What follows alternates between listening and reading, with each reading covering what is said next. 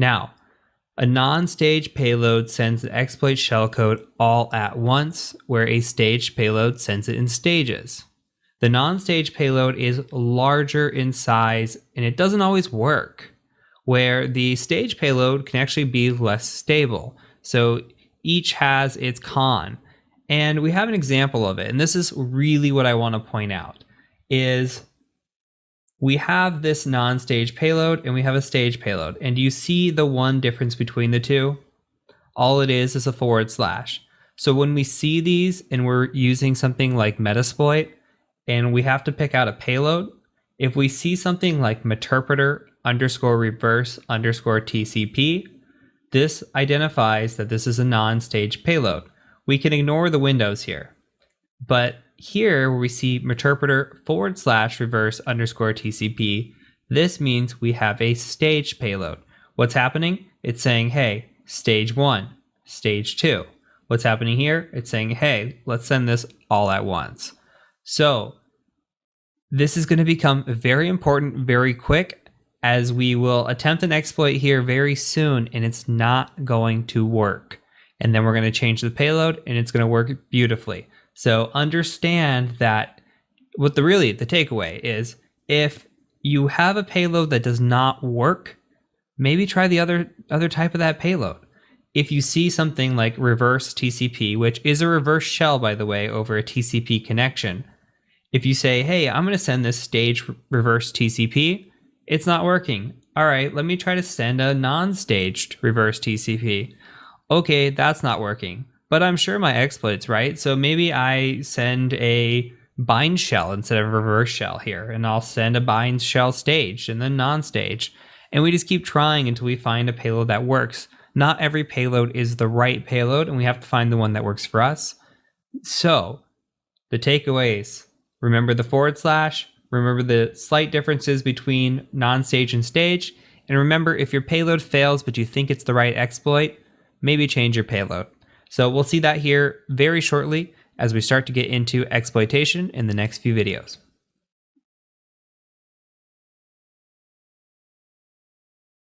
Whew, I am excited. And let me tell you how excited I am. This is not the first time I've recorded this video. This is actually the second time recording this video, because the first time I forgot to hit the record button. So now it's blinking red right in front of me, guaranteed recording. And I'm still as excited. Even the second time walking through this, I'm still as excited, because this is what we've been building up for. This is everything we've been doing. The scanning, the enumeration, even the Linux and the Python. This is all building up to this. And now we're ready to exploit. We're going to get our first shell. We're going to pop our first shell today. And I'm so excited for both of us. So what we're going to do is we're going to run Metasploit for this one. And Metasploit's a little bit automated, but that's okay. In the next video, we're going to go ahead and cover it manually. So what we're going to do is we're going to attack SMB here. And with SMB, what we're going to do is, if you don't remember, search exploit Samba 2.2. We found Samba 2.2.1a. We searched around, we went out to the interwebs, we did search exploit, and we kept seeing this trans to open show up. Like here, and here, here, here, all down here, right? Repeatedly. And it meets the criteria. Everything seems to make sense. It had that IPC anonymous connection as well. So I think this is a winner. And we're going to go ahead and give it a try. So I'm going to copy this, and we're just going to go ahead and type in MSF console and load up Metasploit. Once Metasploit loads, we're going to go ahead and just search for this guy and see if we can't find it. Now we know it exists because we did find that handy dandy Rapid7 website that said it did. So we're going to search it here. And we're given 4 options. Now, these are all operating systems here, but we have been good enumerators and good investigators, researchers, information gatherers, etc. We could have willy-nilly just saw 139, said, hey, I'm going to try to find exploits against it, and never looked at any other ports, but that's not us. We went out to port 80, we saw that it was running Red Hat, we discovered Linux on the machine, so we know we're going to pick the Linux module. So we're going to say use 1 as that corresponds to this module here, and then we're going to type in options. And all we have to do is set a rhost. So remember, rhost stands for remote host, or the victim that we're attacking. So we're going to say set rhost and 192.168.57134. And we're going to say options one more time, make sure that that actually set in there, and it did. Now, one thing I like to do is type in show targets. Now, there are no targets here, but as you're going to see later on in the course, there are often targets that we have to pick from. Not always is the first choice that's auto-selected right for us, but in this instance, there's only one choice, so it's the right choice. So now we have two options. Both are going to do the same thing for us. We can type in run, or we can type in exploit. If we want to be cool, I want to be cool, let's type in exploit. So we're going to run this, and it's going to start this brute force attack here, and it's going to start opening shells and closing shells. What is going on? So let's Control C. If yours is doing this, go ahead and Control C, interrupt this. Let's talk about what's happening. So you see it's trying this brute force attack. It's trying different return addresses here, and finally it lands on one that works, and it says, hey, I'm going to send this stage. This is always a good sign, by the way, sending the stage. Then it says, hey, I've got this Meterpreter session open because our payload has worked. And then this Meterpreter session closed. Reason died. That's not good. So it keeps going through over and over and over and over, and it's just dying. What is going on? Well, we've talked about this. Let's go into options again. Now, you don't see this the first time you do it, but you see it the second time because Metasploit says, hey, if your payload's not working, maybe the payload's the issue. And I'm going to give you payload options this time around. Now we see payload options here in the middle. That wasn't there before. We can see that we're running Linux x86 Meterpreter /reverse_TCP. What does that mean? Well, that means that we are running a staged payload. Couple other things to note while we're in here. We see lhost. That is the opposite of rhost. Lhost is us. We are the listening host. So we sit here and we have our IP address. Sometimes this auto selects correctly, sometimes it doesn't. In this case, it did. And then we have the L port, which is by default all fours. So that's fine for now. It's fine for these lessons.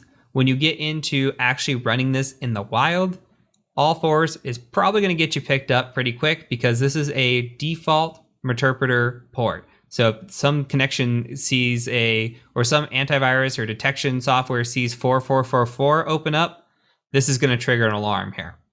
But anyway, for this course, you're not going to need to worry about it too much. Right now, we're going to go ahead and set a payload. We're going to say set payload. And how do we know what payload to pick? Let's just start typing out Linux and hit tab. And it auto tabs out the x86 part for us. And then let's just hit double tab. All right, now with double tab, that's great. Look at the payload options we have. We got a bunch. Now, we've got a bunch of Meterpreters, but unfortunately, they're all staged payloads here. I love a good Meterpreter shell, and you guys will understand why as we move forward. But as of right now, it doesn't look like we're going to be able to use one. If we come over to this right column here, you can see that we've got other shells as well.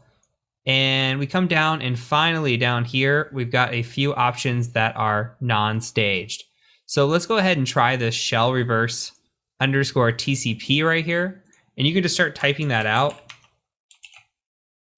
And that should auto tab complete for you.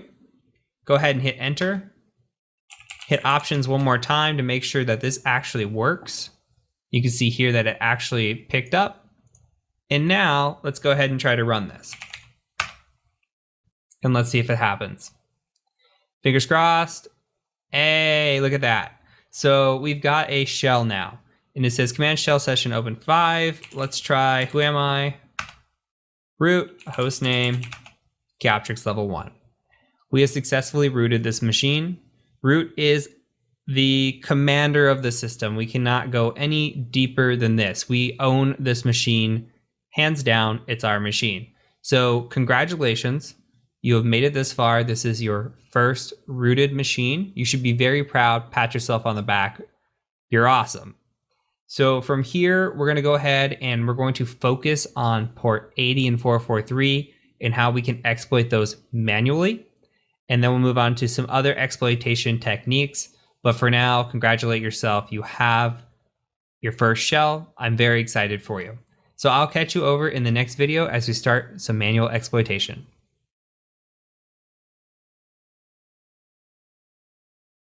So we have gained root with Metasploit, but now we need to gain root with some manual exploitation. So remember earlier we discovered that we had an exploit with our mod SSL, and we're going to see what we could do about it. So we went to Google and we researched mod SSL and we came up with something called Open Luck, if you remember that.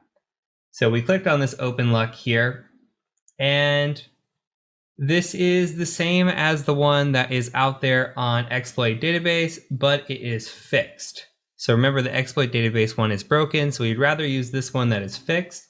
So what we're going to do is we're going to follow the instructions here. And this is very well laid out. So it tells you to git clone this, we need to do an install of an SSL dev library, we need to compile and then run the exploit. So very, very straightforward. We're going to go ahead and do exactly what it says. And let's go ahead and just copy this first line here. And I'm going to just make this a little smaller, go into a terminal. And I actually have a folder for Keyoptrix. I'm going to cd into it. And then we're going to go ahead and just paste that line. And it will git clone everything. If we ls, now we see that it is there. So let's cd into that folder, the bad word folder, and we'll ls. And now you can see that there is just the C file here in the README.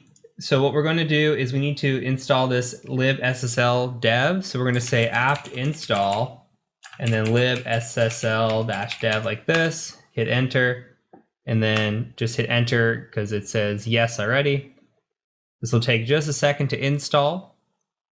And then once it does this, we're going to use a tool, looks like, called GCC, which GCC is a compiler. So if you've never used C or are familiar with C, we have a C file, but this isn't ready to use. We have to compile that C file in order to actually use it. So that's what we're doing here is we're downloading a little bit of stuff to actually be able to compile that.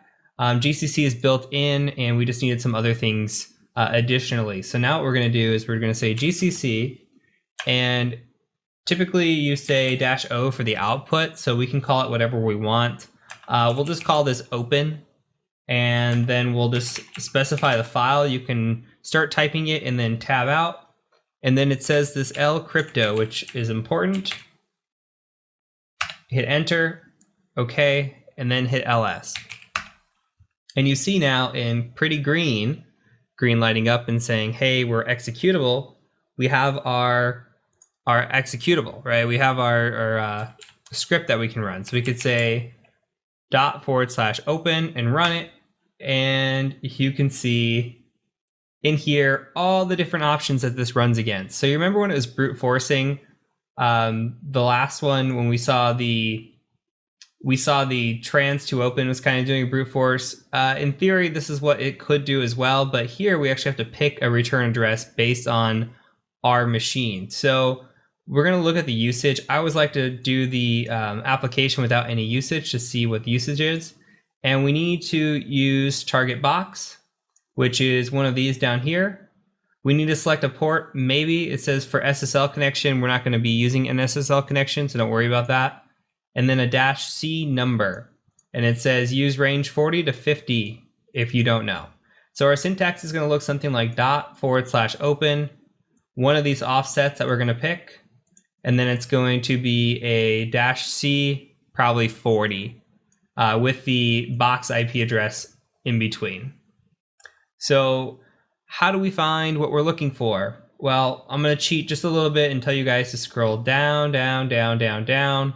And if we look at 6B here, remember, we were up against Apache 1.3.20. See, enumeration comes into play big time. So Apache 1.3.20. Now there are two we can run against. I'm picking this one. I believe it's the more stable one. So we could pick either one, but I would choose B. I think A doesn't work all the time. So let's choose B here. And Apache 1.3.20 is the indicator. And again, Red Hat Linux, so that's another indicator. So let's copy this so we don't forget it.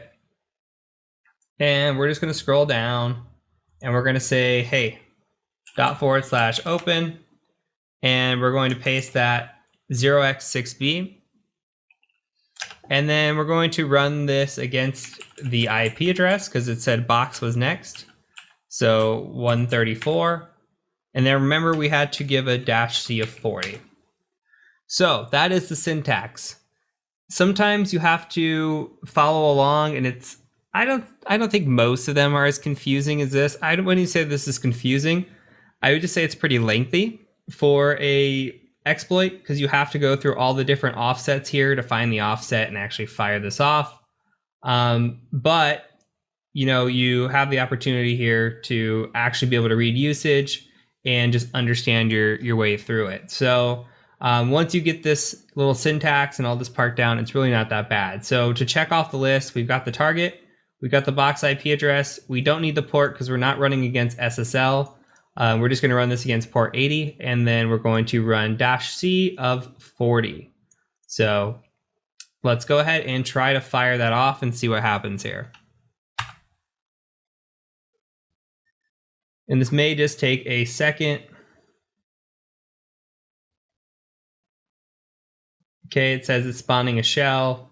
Now we wait for the SUID. Let's scroll up just a little bit while we're waiting here to see.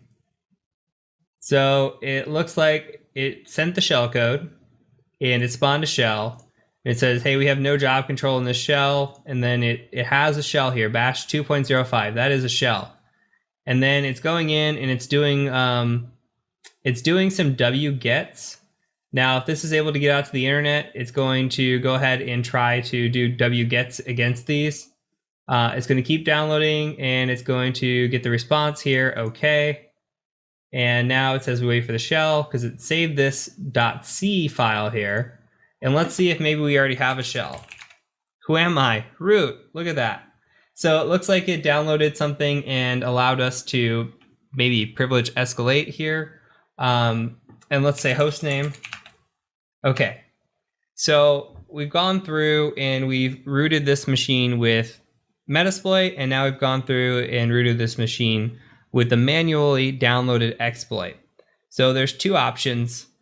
You're going to find out that Metasploit is a more robust and popular option, especially as a penetration tester. Now, there is a common misconception or thought process put out there by certifications. The OSCP, for example, doesn't let you use a lot of Metasploit, only one instance of Metasploit on their exam. So everybody thinks, man, I really shouldn't use Metasploit. But you're going to see in this course how useful it really is and how robust it is. And if you talk to a penetration tester, they're going to use the best tools available to them. The certifications out there that do that are just making it harder to pass the exam intentionally than they are, for practicality. This course is all about practicality. So from here, now that we've exploited it manually, let's talk about a couple things that we look for in post. So post being post exploitation, and we're going to cover this over and over and over again. We're not going to get into it fully right now. I just want to give you an idea as to the thought process. So the first thing to think about is, what is our IP address? We could say ifconfig if it'll allow us to. It depends on what kind of shell we're in. And see, this one is a weird shell. We could try IPA. It's still not going to be found. If we try some commands like arp or route, I doubt they're going to be found right now either. But we want to look at like the routing table, the arp table. We want to see if this machine is what's called dual homed. And you're going to learn more about that when we get into the pivoting. But if this has like two NICs, and we're on one network and the NIC is on a second network that we never saw before, then maybe we can do something called pivoting and move into that new network. But we would be able to identify who the machine's talking to with an ARP table or a route. We could also look at like sudo privileges. So we could say something like sudo-l, but we're root, so we can run as everybody. So if a sudo user, as we talked about in Linux lessons, sudo user is able to run commands as elevated, but here as root we're obviously already elevated. So other things that we can do, we can cat what's called the etc password file. Now this is very misleading because the etc password file used to be the password file.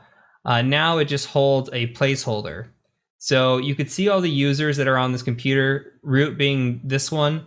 There's a lot of built-in users here, but if you always scroll down to the bottom and you start at the 500s, that's where your users start. So there's actually 2 users on this computer as well. One's named John, the other's named Harold. So we look at these users and we say, okay, well, there's no password in this password file, but there used to be. Back in the day, there used to be. That's why they call it this. And now they moved it to this placeholder of an X. And what we can do is we can come in here and we can say, hey, cat etc shadow. And now you see the hashes are in here. So these hashes are what the X is placeholding for. We can actually combine both of these files with the tool and go offline and try to crack these. We'll work on that later on in the course. But just for now, like getting your wheels spinning on as to what we can do with root level access, we need to start enumerating again, looking at files on the computer, seeing what's out there and what we can do with it. But we'll get into post-exploitation techniques and thought process as we go through the Active Directory portion of the course, because I think it plays hand in hand. And we could talk about password cracking there and how to attack some of this stuff. But there will be a password cracking video on Linux as well when we get into the post-exploitation phase of this. But that's really it for now. So we've got the shadow. We can take this offline, try to crack it. We can enumerate files. We can try to, break into user folders and see what they've got in there. Maybe they've got password files stored in there, etc. So from here, we have rooted this machine twice. We've rooted it with Metasploit, we rooted it manually, and now we can start moving on. I do want to show you a few more attacks. So here's what's going to happen over the next few videos. We're going to talk about brute force attacks really quick on SSH. We're going to talk about credential stuffing. We're going to revisit that concept that we talked about in information gathering. And then we're going to look at our notes. And we're just going to compare notes and see where we're at with findings and everything else. After that, we're going to get into what I like to call the mid-course capstone, which is going to allow us to do a bunch of exploitation against a bunch of machines, and it should be really fun. So, end of spiel again.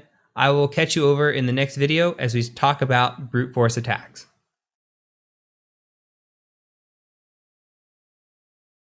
In a previous video, we discussed SSH and that it's really not always that much of a low-hanging fruit.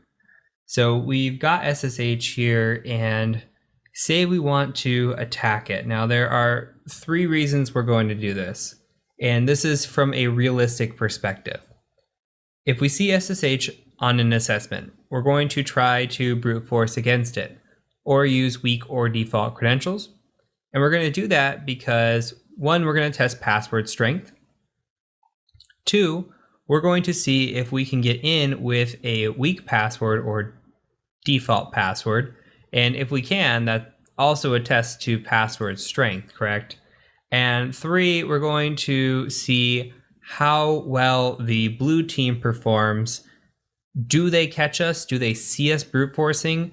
This should be something that should alert when it is being performed, but you would be surprised how often it does not.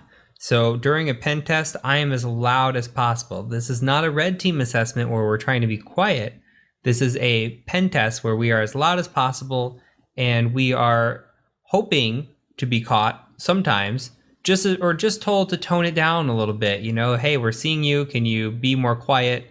And we just want to be caught sometimes so we can give kudos in a report and say, hey, you saw us scanning here, and kudos to you, but you didn't see us scanning here and here.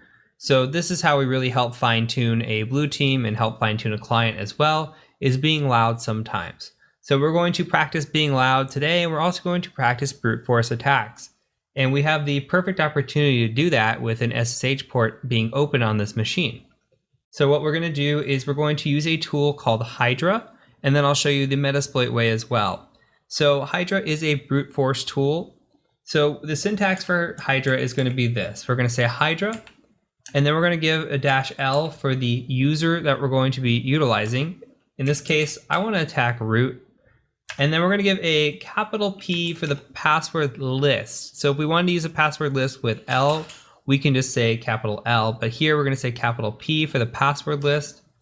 And then we're just going to say user share word list Metasploit. And I'm just going to double tab in this folder so you can see how many words are actually in here. There's quite a bit of word lists, and you can space, and it has word lists for all different kinds of things built in, and these are all over Kali. So it's good to know your folder locations, but user share word list is one that we'll use quite a bit. And what we're going to do is we're going to utilize an attack with these Unix passwords here. So we have a Unix users and Unix passwords. We're going to utilize the Unix password list and just try to brute force with that. So we'll say Unix passwords, something like that. And then we're going to need to specify what we're attacking. So we are attacking SSH like this, and our IP address of our machine that we're attacking on port 22. And then we need to have a certain amount of attempts or threads at once, and we're going to limit that to 4. And then I'm going to do a capital V for verbosity, just because I want to see the user attempts flow through so that we can actually see what's going on here. So once you got the syntax ready to go ahead and hit enter. And you're going to see that it's starting to attempt root login password with all these weak passwords here. And hopefully it might find something. But let's go ahead and open up a new terminal here. And we're going to just make this a little bigger, and I'm going to load up Metasploit as well. And we're going to run the same exact thing in Metasploit, but I think it's good to know multiple frameworks and multiple tools to perform the same task. So here we're going to search for something like SSH, and this is going to be an auxiliary module, so we'll just scroll up, and we're going to look for something like SSH login. Perfect. Login check scanner. And make sure we don't have anything else, and that looks good to me. So let's go ahead and take this SSH login, and we're going to go ahead and say use options. And now we have kind of our brute force options here. Let me make this a little bigger so it's prettier. So we've got a brute force speed from 0 to 5, 5 being the fastest. Try blank passwords, no. We can set a hard password, and we could set a hard username. We could set a user and password file, a user as password file. Again, we can have a password file as well. So we have a lot of different options here that we can utilize. But we're going to go ahead and do the same kind of thing. We're going to say set username, and we're just going to say root. And then we're going to say set pass file. And similar to what we just used, we're going to say user share wordless Metasploit. And then we're going to say Unix passwords. And that should set the pass file. And then we just need an R host as well. Set R host. And we'll say 192.168.57.134. Say options one more time. And you can see that we've got our password file set. We've got our R host set. We've got our R port on 22. Threads is 1. Username root. And we should be good to go. Now we could set multiple threads here. We could set threads to like 10. This is really going to amp it up. I mean, this should be detected in a second, but we're going to try to run it. And we could set, actually, let me control C. Let's set verbose to true as well, just so you could see that it's actually working. Set verbose to true, and then we're going to run this. And then it's going to attempt different credentials here, and it'll say, hey, I found it, and it'll light up green, and then we'll know it's good. So this is actually going kind of slow, surprisingly. And you can see here that we are at attempt 112, 116. So this is also going slow. And we do not have a successful attempt or login. I actually don't believe that there's going to be one, but you never know. I believe I remember taking this offline and trying to crack the password, and it wasn't any kind of weak password. So you can let your brute force run if you want to go with it, but I'm going to go ahead and kill mine. And that's it for this video. So from here, we're going to talk about a similar methodology called credential stuffing, which we've already talked about before, except we're not brute forcing, but we're using common knowledge to our advantage. So we'll talk about a little bit of credential stuffing in the next video.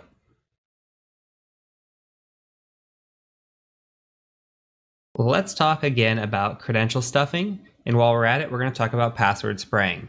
Now, I realize we talked about this earlier in the course with breach parse and WeLeakInfo, but I do think that hammering concepts over and over and how important they are does help for information retention. So again, if we look at this example here, what is credential stuffing? Well, it's just injecting breached account credentials in hopes of account takeover. So if you look at the compromised server here in the upper right-hand corner, we pull down usernames and credentials. And we get these from leaks like the LinkedIn link or the Equifax link or whatever of those have come out recently. We get these leaked credentials. And we grab these databases, we search through them like we did with breach parse or like we can with WeLeakInfo, and we get these stolen credentials. And we take these credentials and we try to pass them to the site login. Now, we could take a look at a real life example of that, which I have pulled up here. And again, this is just an example of the Tesla breach parse.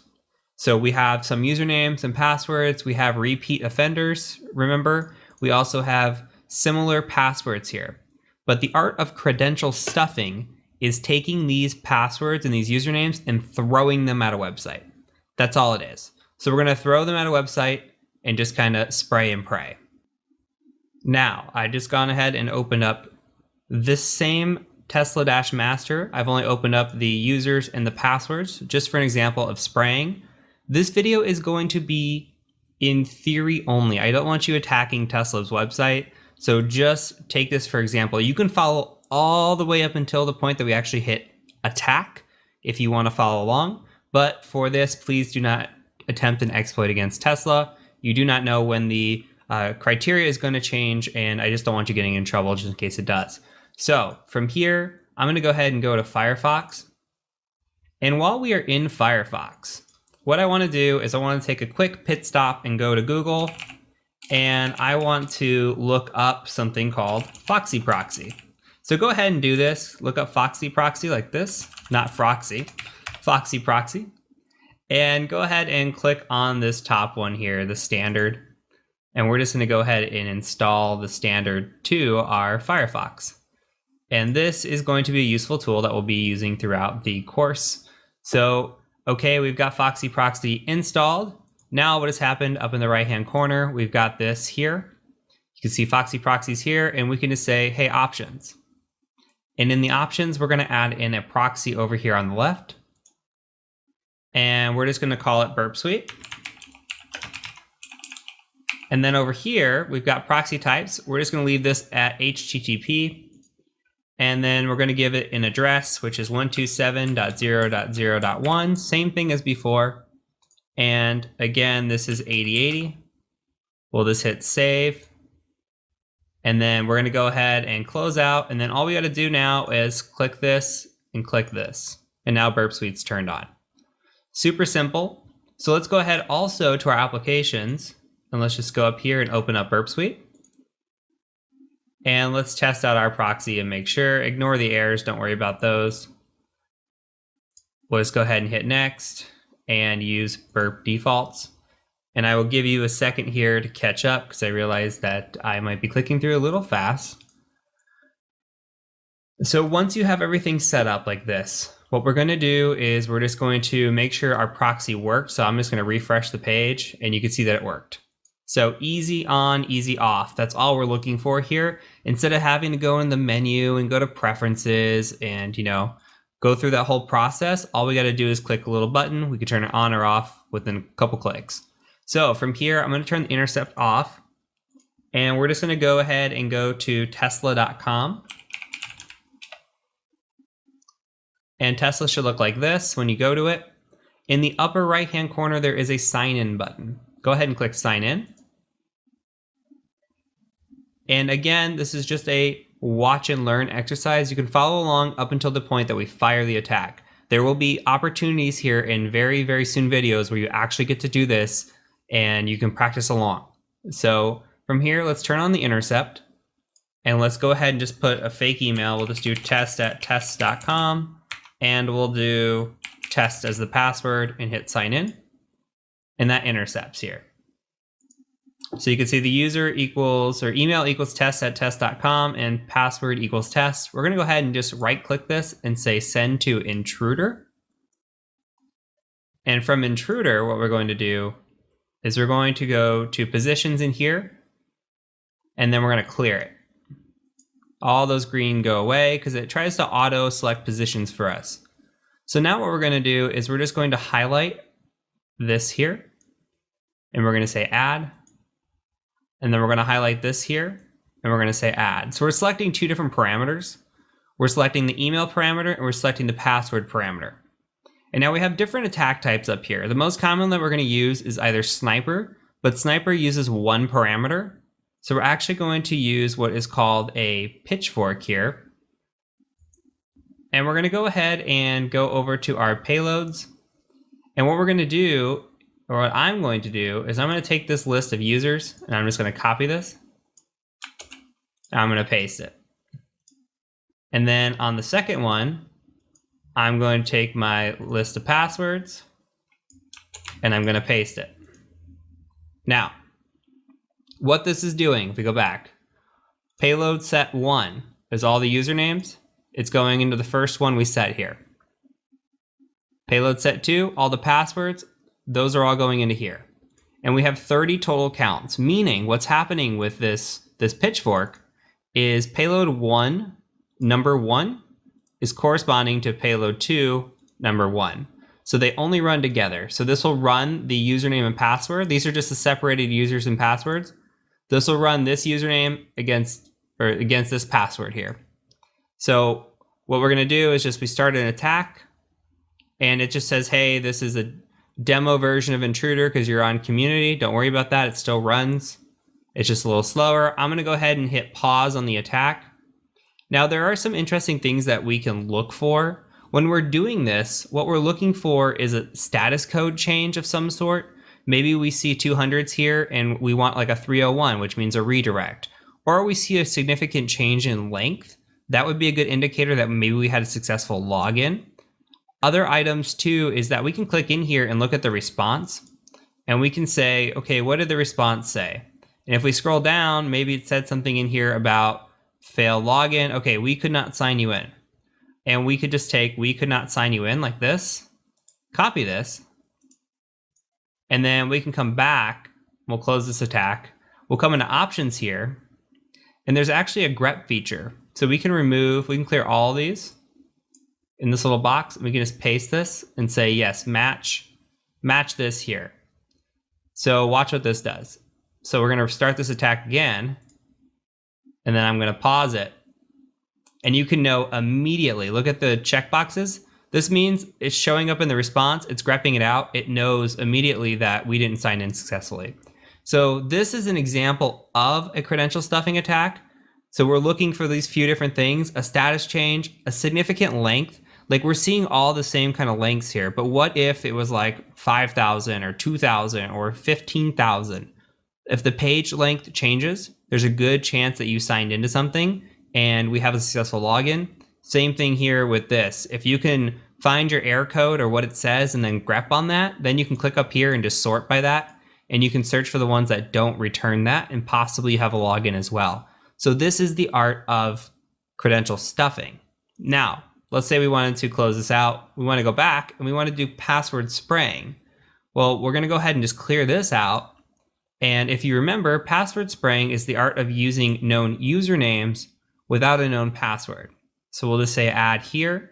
And we would gather a list of all the possible users that we can think of. We can look at hunter.io. We can look at, the breach password list. We can look at LinkedIn and gather people who work there, come up with this big list, and then actually clear, sorry. No, this is right. We'll add these and we'll have all the different users. And then for this, we'll just change the request to like fall of 2019. Or we can set it up to, we could set this up here like fall 2019 exclamation, or whatever the time frame is, or however you want. Or maybe, they work at Tesla, so maybe we'll do Tesla 1 if they have a weak password policy, or 123, or @ or pound. You just try a few of these. The only downside to this is you are most likely attacking Active Directory accounts. When you're attacking Active Directory accounts, you want to be very careful because you could lock them out without even trying. So if you're doing a pen test, the best idea is to ask before you attack. Say, hey, how many attempts do you have unsuccessfully before a logout happens or a lockout happens? Because the worst thing you want to do is fire off 10 of these in a row, lock out a bunch of users, and cause a denial of service. That is very, very possible and very, very easy to do. So make sure you're not just firing these willy-nilly, that you have a good idea of the password policy, the lockout policy, etc. That'll really help you when you do these attacks. But you just want to do these kind of 1 or 2 at a time, wait a few hours, fire another 1 or 2 at a time, and you should be good to go. Okay, so same deal here. We could fire this and we could just say, I'll just say password 123, and we'll just switch this to sniper here. And if we come to the payloads, you can see it just kept the emails. There is no payload 2 anymore. So what this would do if we hit start attack is it would start firing this against this email address with a password of 123. And then this one with this email address with the password of 123. It would just go down the list. And that's all password spraying is. But the feature that I'm showing you here between credential stuffing and password spraying is by far the most common way that we get in on external assessments. Way, way more than you're ever going to see just an exploit out in the wild, where you're going to see this most likely. And second, you're probably going to see something like default credentials. So if you see a login page, always check default credentials because you never know. You're likely not going to see an exploit out there because the chances are, one, is that if you see an exploit like that out there, who knows who else has seen that already? What kind of bad actors? Because bad actors are scanning the internet all the time for these sorts of things. And if they're seeing it, then guess what? Or if you're seeing it, then guess what? They're probably have already seen it as well. So that's a bad situation. 2, you got to think of protection. And clients, just think of clients like a house. When you talk about the external of your house, your external, your doors have really good locks on them. You might have 2 locks on your door. You might have good lighting, all this other stuff, right? Like to try to keep bad guys out. But on the inside, some of your doors probably don't even lock. And that's really how you can treat an external assessment. The clients do a really good job of, buffing up their external. But when it comes to the internal, it's not usually as good. So same thing with physical assessments as well. You gotta get inside. Once you're inside, it's kind of easy breezy for the most part. So take that lesson away. If anything you take from the course, again, at least for the external side, take away that enumeration and information gathering is super important because you want to get to this stage here where you are doing these credential stuffing attacks, and you can use Burp Suite for it. This is my favorite go-to. There's other methods as well, but it's so easy just to grab any different website and just, intercept the proxy, send it to an intruder, make one modification and fire it off. So super, super simple. This is something you will come up in an interview as well. So make sure you're very aware of it and make sure you watch this again if you need to understand the concepts. So from here, we're going to go ahead and take a quick look at our notes in the next video, just kind of where I want you to be with your notes. And then we're going to get into what I call that mid-course capstone, where I'm going to show you a bunch of different hacks and just my thought process and theories and thinking when I go into a scan and looking at results. And just so you can kind of get into the mind of an attacker and how we think. And then we'll start moving on to exploit development and my favorite, the Active Directory exploitation. So I look forward to seeing you in the next video.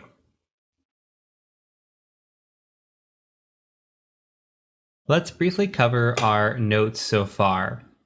So we have covered a little bit of this, right? We covered the fact that we have our nmap in here and what we saw in port 22, port 80, etc. And we had a couple of findings from before. We had default web page on Apache, and we had this information disclosure as well. Now we've done some exploiting. So I've gone ahead and just put in here, I put the SMB exploit. So I put an example of what it looks like when we run it. And you could see that the who am I and the host name's in there. And then I've got the IP address. This is just for my notes. You can make this as detailed as you want, by the way. You could say, hey, I ran this at this specific time and I ran it against this host and here was the attack I ran, etc. And we'll get more into what your report should look like. But as long as you know, at least for me, as long as I know or I have a screenshot of proof that I did it and I have the IP address that I ran it against, that's pretty much enough. I can remember the rest and then type out the report.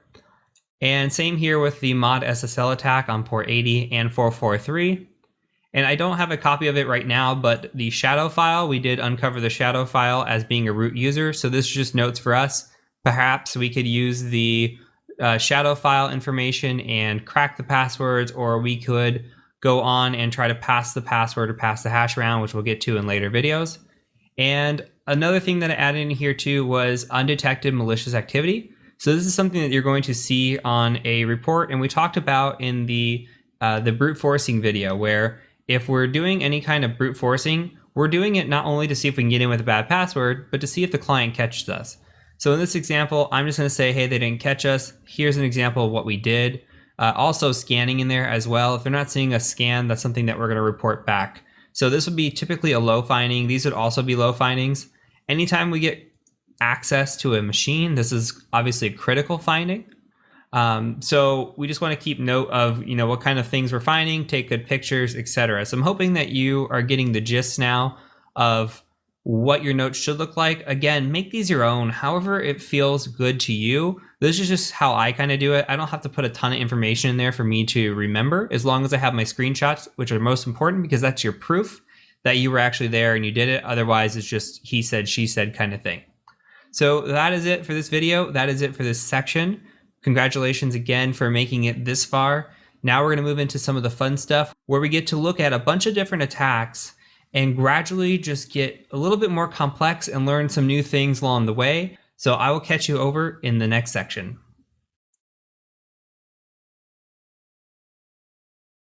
Welcome, welcome, welcome to the exploit development part of our course. I'm really excited about this because we get to start putting together some of the things we've been learning, including Python and MSF Venom to build our own payloads, and it's going to be really fun. So what we're going to be doing in this course is we're going to be using an attack machine and a victim machine. So the victim machine has to be a Windows machine. So you can run it in a VM. I have a VM here. Or you can utilize your own Windows machine if you're running through this course on a Windows-based machine.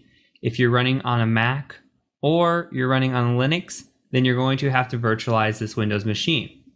Now, shouldn't be too big of a deal if you're already running in a VMware situation or a VirtualBox situation. All we have to do is go out to the interwebs here, and if you go to Google and you just type in Windows Evaluation, the first thing that comes up should be Microsoft Evaluation Center. And you just click into there. And we scroll down just a little bit and it says check out the latest products. We're going to say check out Windows. And right here it says Windows 10 Enterprise. That's fine. Now I'm going to be running the whole course through Windows 10 Pro. It really doesn't matter as long as you're on Windows 7 or newer. So if you have Windows 7, 8, or 10, that's absolutely fine.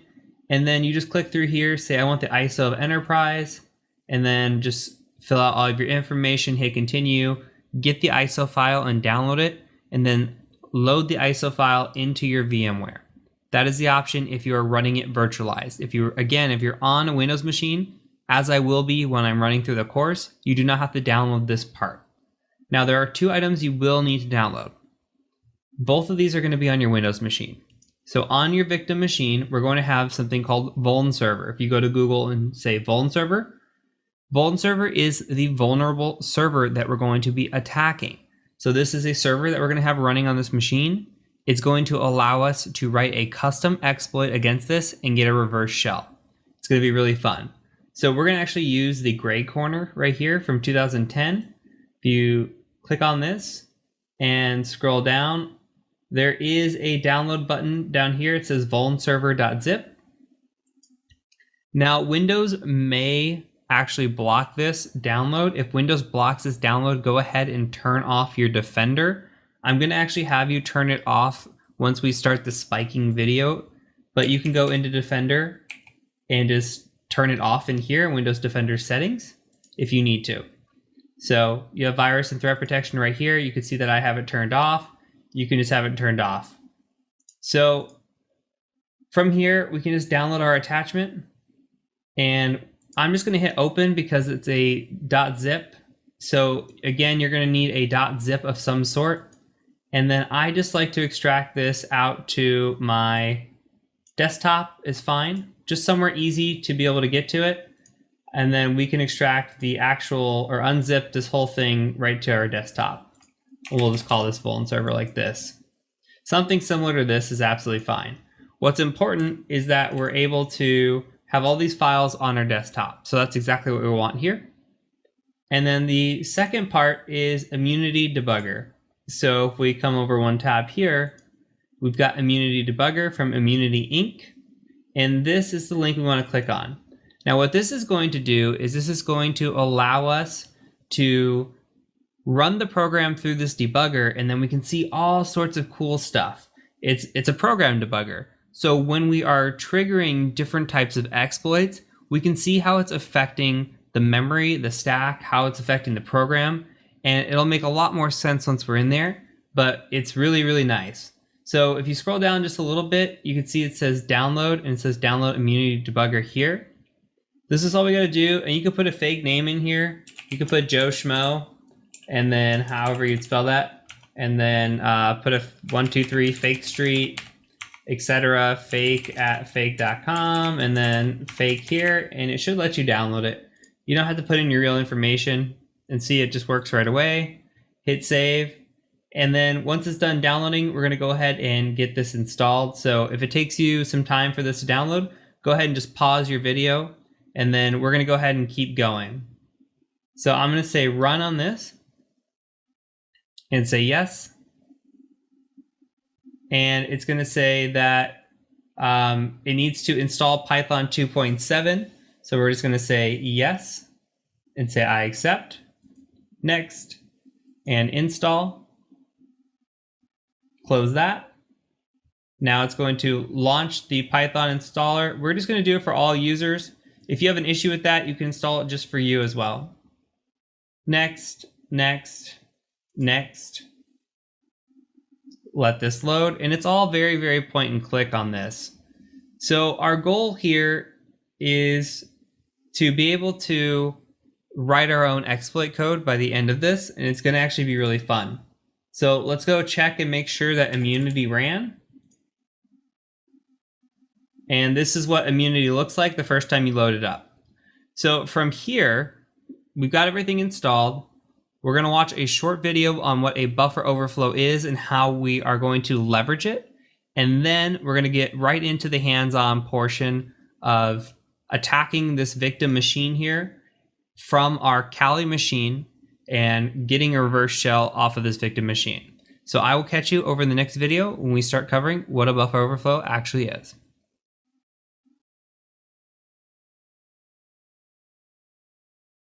So let's talk about anatomy of memory. So when we talk about anatomy of memory, we have the kernel at the top and we've got text at the bottom. So if you think of your kernel, think of your command line. You can also think about this as a bunch of ones. And your text, you can think about as your read-only code, and you can think about that as a bunch of zeros. So this is only for informational purposes, but we can also call this the kernel the top, the text the bottom. Where we're really going to be focused on, though, is going to be the stack. So if we dive into this memory here and we dive even deeper and we go into the stack, it's kind of similar. So we have these registers here, and I'll provide links down below on how to brush up on some of these registers if you're not familiar. But the important things, what we need to know for this lesson, is that you have the ESP, you have your buffer space, your EBP, and your EIP. So we can think about this again as the ESP sitting at the top and the EBP sitting as the bottom. So what happens is you have this buffer space, and this buffer space fills up with characters. So the buffer space is going to go downward. What should happen is if you're properly sanitizing your buffer space, then if you send a bunch of characters at it, say a bunch of A's, for example, like this, you should reach the EBP but stop. The buffer space should be able to contain the characters that you're sending. Now, however, if you have a buffer overflow attack, then you actually overflow the buffer space you're using and reach over the EBP and into something called the EIP. Now, the EIP is where things get interesting. This is a pointer address or a return address. So what we can do is we can use this address to point to directions that we instruct. Now, these directions are actually going to be malicious code that gives us a reverse shell. So we're going to learn that later on in future videos as we go step by step. So this doesn't have to seem very logical right now. You just have to very, very base level understand that what's happening in the stack is that you're overflowing buffer space. So if you can write over the buffer space and write down all the way to the EIP, you can control the stack and you can control the pointer, and eventually you can have a reverse shell, which will lead to root. So it's going to make a lot more sense when we dive into hands-on. This is just more of a theoretical thing. So let's talk about really quick the steps to conduct a buffer overflow. So the first step we're going to cover is called spiking. So spiking is going to be a method that we use to find a vulnerable part of a program. Once we find the vulnerable part of the program, we're going to do fuzzing, which is kind of similar to spiking. So fuzzing, we're going to send a bunch of characters at a program and see if we can break it. If we do break it, we want to find out at what point we did break it, right? So we want to find something called the offset, and we use that offset to overwrite the EIP, that pointer address that we were talking about. Once we have the EIP controlled, we need to do a few house cleanup things. One is called finding bad characters. The other is called finding the right module. This doesn't need to make sense right now. But once we do that, and we have this information from steps 5 and 6, we can generate shellcode, this malicious shellcode that will allow us to get this reverse shell. So we're going to use that. We're going to point that EIP to our malicious shellcode, and hopefully we're going to gain root. So again, this will all make sense as we dive into the future videos and we get hands-on. So if you look at these videos, these are the videos that are going to come. So our next video is going to be on spiking, second one's going to be on fuzzing, and so on. So if you have trouble with one area in particular, you can watch that area specifically and not have to look through a long video and hopefully break this down into little nuggets. All right, everybody, let's get started with spiking. So before we get started, we're going to do a couple of housekeeping things. First, I want you to disable your Windows Defender real-time protection if you have that enabled. So it looks something like this, where you should turn off this button right here. We're doing that because Vuln Server will actually be blocked by Windows Defender if you try to run it and then run anything malicious against it. So good on Windows Defender for picking this up. This is more recent, as I've taught this in the past and never used to, but now it does. So we're going to make sure that we turn off this real-time protection. And then we're going to make sure that when we run our programs today, our immunity debugger, and we run our Vuln server, that we're running them as administrator. So let's go ahead and first get our Vuln server running. So remember, I told you to extract that to a folder. Here's my Vuln server folder. I'm going to right click on this and I'm just going to run it as administrator. So now that I've got that running, it should look something like this. And we're also going to run immunity as administrator. So we're going to do that because if we don't, it's actually not going to see Vuln server running as administrator and be able to access it. So we need both running as admin. And the other reason is for Vuln server running as admin is when we get the shell on this, we're actually going to end up as root automatically.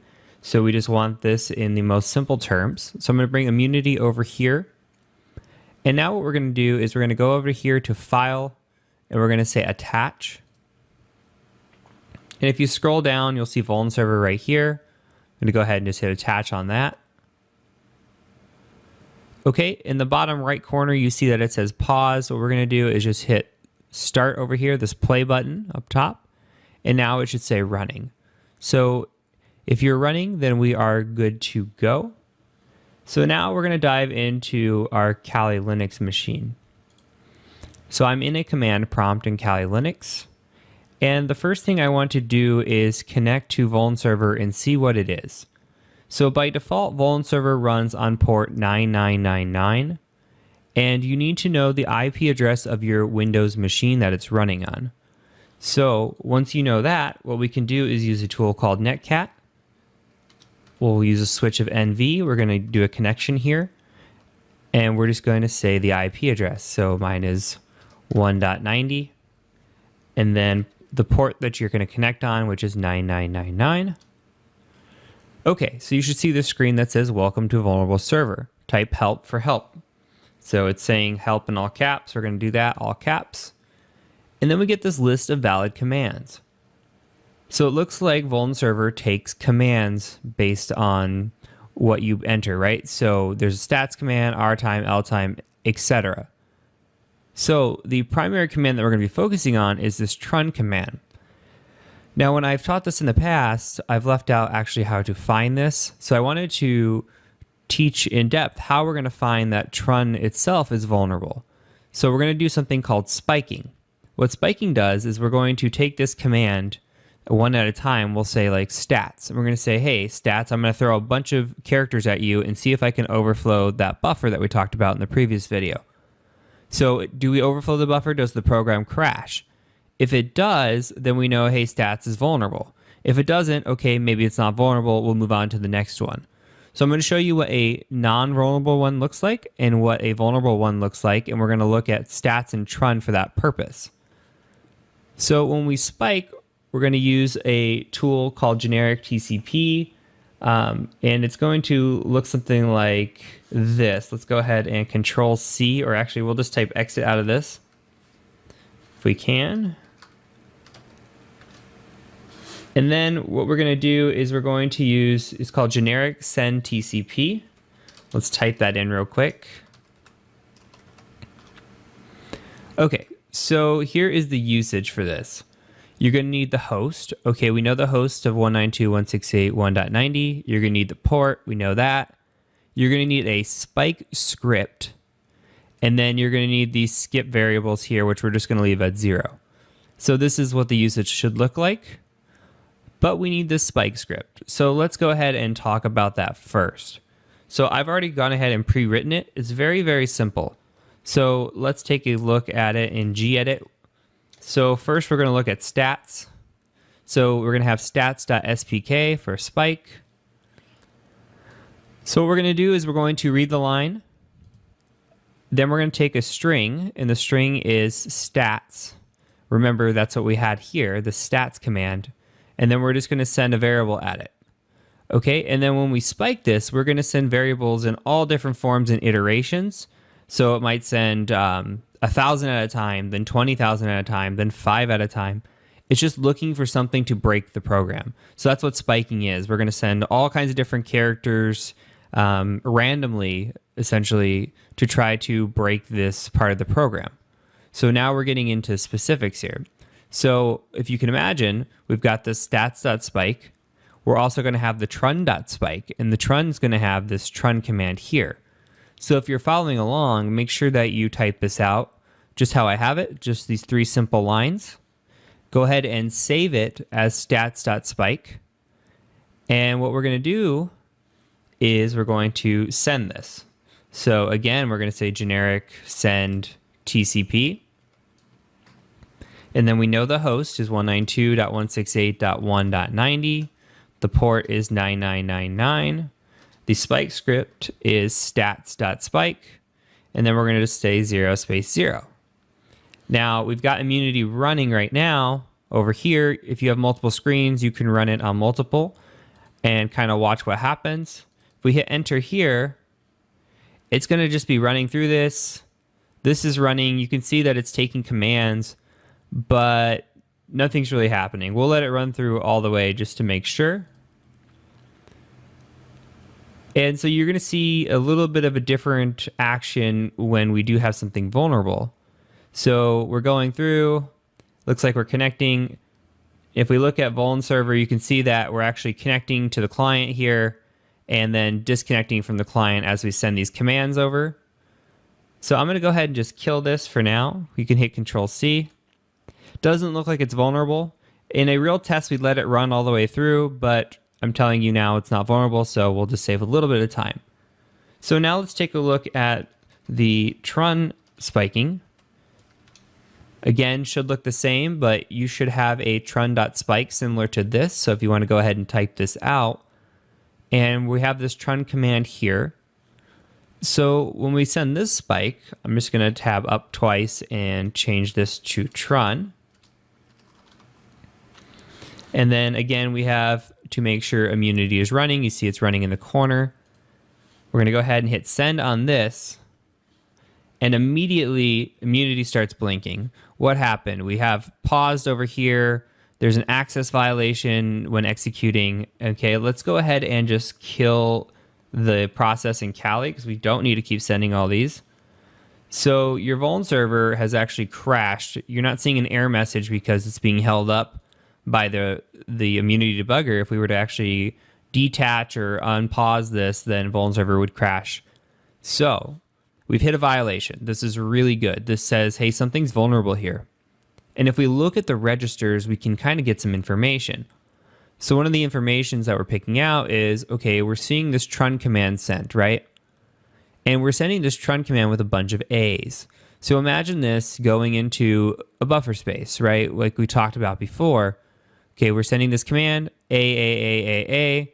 In a perfect world, the trun command, or this should all fill into a buffer space, right? All these A's. Well, what's happened here is that it's actually filled over. So if we look at the EBP, remember the base register, right? You see 41414141. That's just hex code for 4 A's. So we've got these here, these 4 bytes, right?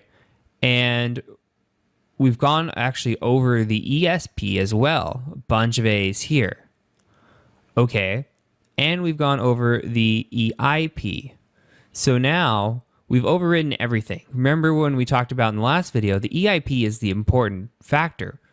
If we can control this EIP, we can get malicious and point it to something malicious, right? So that's what we're going to do in the next couple of videos. So I've showed you how Trun itself can be spiked and found. In the next video, what we're going to actually be covering is how to fuzz the Trun command with a Python script. So that way you can kind of feel out how this process is done in another way called fuzzing. So it's going to be very, very similar where we send a bunch of A's, and it might feel like a little bit of a repeat lesson, but we're going to build out a Python script to do that. And then once we do that, we're going to work on finding this EIP location, because once we control that, again, we can inject malicious code. So step 1 done. I will see you in the next video for fuzzing.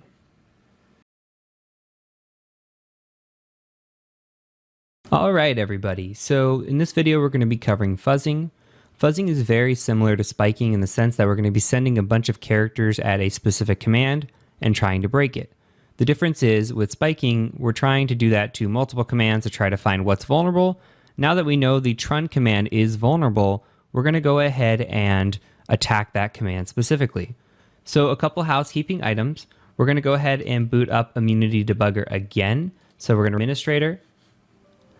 And we're also going to run Vuln server as administrator. So from here on out, you can assume that Vuln server is going to be running and immunity is going to be running, and that we're going to have it attached. So let's go ahead and show that process one more time. And anytime that you do crash Vuln server, we're going to go ahead and restart it and restart immunity as administrator and reattach. So there are issues sometimes where if you crash Vuln server and then you try to reload it with immunity already open, it causes issues. So it's best to just close out of immunity as well, reopen immunity, and start it again. So let's go ahead and make sure everything's running. It is in the corner. Okay, so let's go to our Kali machine now that we have this out of the way. And I've built out a script in Python that we're going to use to fuzz. Let's go ahead and take a look at that script. So we're going to say gedit. I called this 1.py. You could do that as well. And if you want to pause the video now and write this out, copy this down, that's fine. You could also do it while I'm talking if you want to save some time. So I'm just going to go line by line and kind of talk about this code, and then we'll see what it does.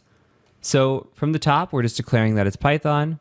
We're going to import a few modules here. We're going to import sys and socket. That way that we can call out the specific IP and port. We're also going to import sleep. That way we can sleep it for a second before trying this process over again. So with those imports out of the way, what we're really focused on is we're declaring a buffer variable here, right? So this variable is called buffer, and inside buffer we have 100A. So we've got this A times 100.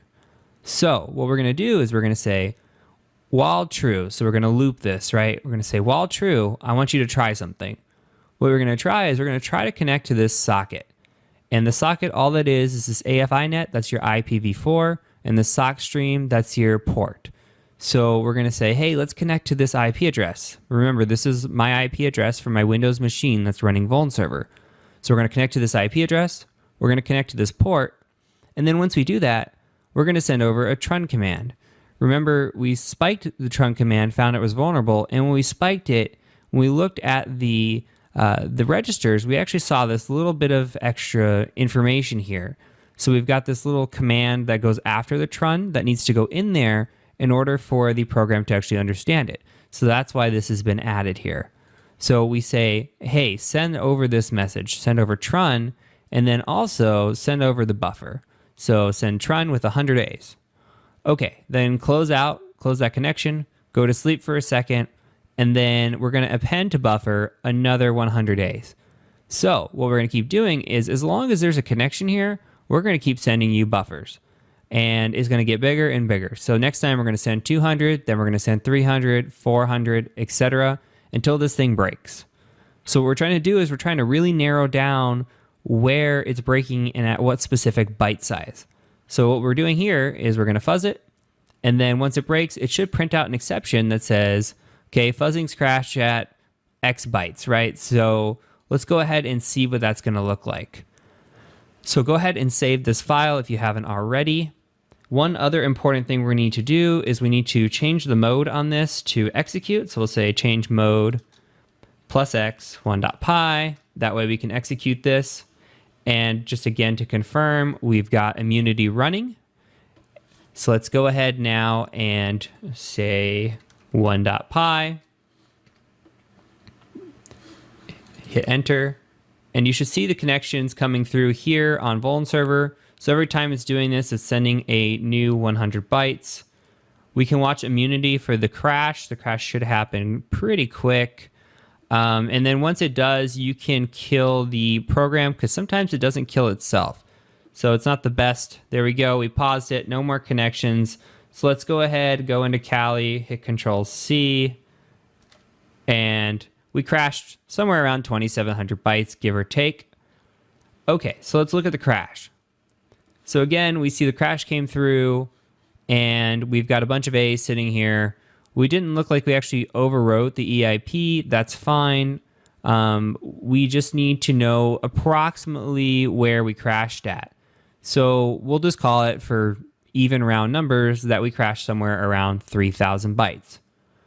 So what we're going to be doing in the next video is we're actually going to be finding where the EIP is at.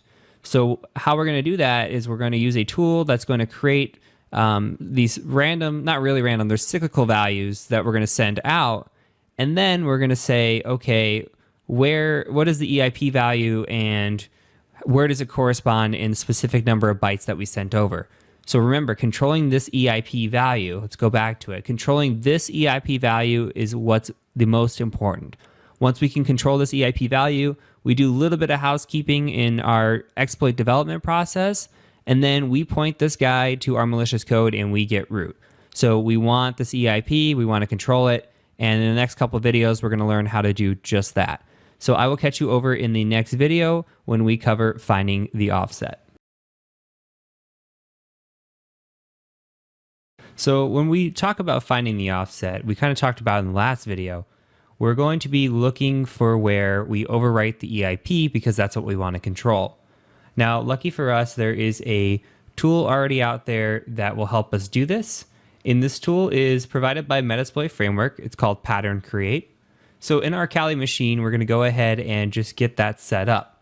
So what we're going to do is we're going to say user share Metasploit Framework tools exploit pattern create. Okay, now we're gonna have to give this a couple switches, actually just one for the first one. We're gonna give it a switch of L for length, and the switch of L, we're gonna say 3000. So why 3000? Well, if you remember the last video, what happened was we found somewhere around 2700 bytes is where the Vuln server program crashed, and then I said, hey, let's just make it an even 3000, it'll be nice. This is where it comes into play. So we're going to take 3000 bytes and we're going to hit enter here. What's going to happen is it's going to generate this crazy cyclical code here that we're going to actually have to send into Immunity and Vuln server. So you see all this jumbled stuff. All we're going to do is just take it and we're going to copy it. And then we're going to modify our script that we created earlier just a little bit. And I've gone ahead and done that. I'm going to show you what that looks like. So let's go ahead. I called it 2.py. If you want to modify your 1.py and make it easier from the last video. And then I did a little test here just to make sure it worked. But what we're going to do is we're going to paste this value into here. But first I want to cover this script. So remove some things, remove the time because we don't need it. We still have the import sys and socket. We don't need a while loop anymore. We can just say try. And we're going to do the same connection, just try in the connection, make sure we connect to that address, and then we're going to send this offset, right? So I'm going to go ahead and paste that value into here. You can go ahead and work on getting this set up. What we're going to do is we're going to send this value, and then we're going to close the connection. If for some reason we cannot access it, then we'll throw an exception and say error connecting to server, and then we'll exit out. So what we're going to do is when we send this in, we're going to get a value on the EIP. So we're going to see that the program crashes, and then the value on the EIP is going to come back. And then we're going to use a tool, and we're going to say, hey, okay, Metasploit, I found this value on the EIP. What is the offset? So we've got this pattern create right now, and then we're going to have pattern offset here in a second. So let's go ahead and get this saved up. Once you're ready, go ahead, hit save. Same thing again, what we're going to need to do is we're going to need to change the mode like we did last time to execute on 2.py. And also we're going to need to get Immunity running and Vuln server running. So I'm going to do that really quick here. Okay, it should look like this. Hit play, make sure we're running in the bottom, and then go ahead and fire off that script. Okay, should throw an exception right away. And you see now that we have this trun command that came through with our values that we sent, right? You see this cyclical value goes to the A's. It crosses over the EBP, down the EIP, even comes through the ESP, right? So what we're doing here is we have completely overwritten everything. We've gone too far because we've crossed this ESP, but really what we're interested in is this EIP. We want to be able to control this value. So we see this value in here is 386F4337 right here. This is what we need and we're interested in. So let's see how we can make this value of use. So if we come back to this screen and let's just tab up a couple and we'll go here and just backspace. What we're going to say is instead of pattern create, all we're going to say is pattern offset. We're going to give it the same switch of L and we're going to say 3000. But one thing we need to add in here is a switch of Q, and that's for our finding. So our finding was 386 F as in Foxtrot 4337.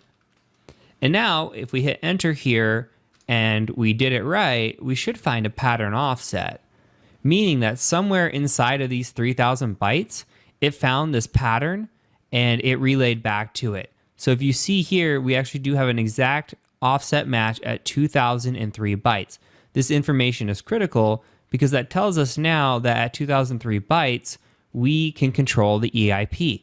And that's exactly what we're going to do in the next video. We're going to look at the EIP and see if we can control it. So we're going to try to overwrite it with very specific bytes and see if those bytes show up.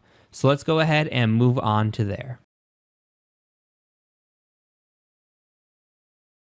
Okay, so now we're going to try to overwrite the EIP. So in the last video, we discovered that the offset was at 2003 bytes.